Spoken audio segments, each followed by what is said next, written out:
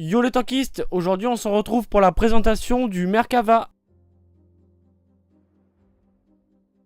En 1967, lors de la guerre des 6 jours, l'Israël attaqua l'Égypte, la Syrie et la Jordanie. La France, principal vendeur d'armes à l'État israélien, décida donc de stopper toutes ces livraisons.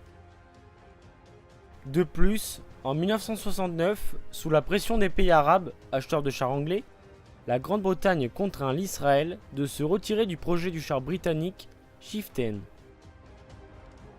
N'ayant aucune chance de trouver un constructeur étranger, les Israéliens durent se résoudre à produire leurs propres chars dès 1970. Cette nécessité fut nettement ressentie en 1973 lors de la guerre du Kippour où l'Israël reçut in extremis des chars américains M60.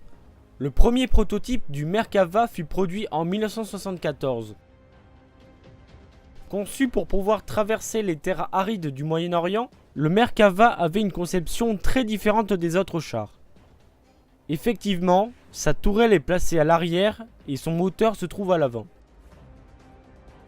Les premiers chars de série furent opérationnels dès 1979. Mais le Merkava fut utilisé pour la première fois au combat lors de la guerre du Liban en 1982.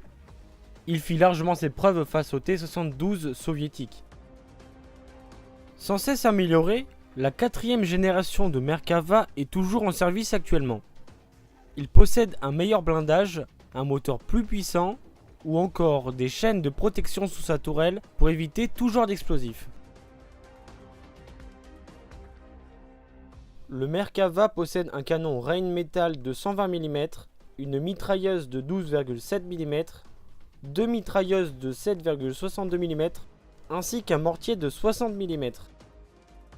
L'épaisseur de son blindage est gardée secrète pour des raisons militaires.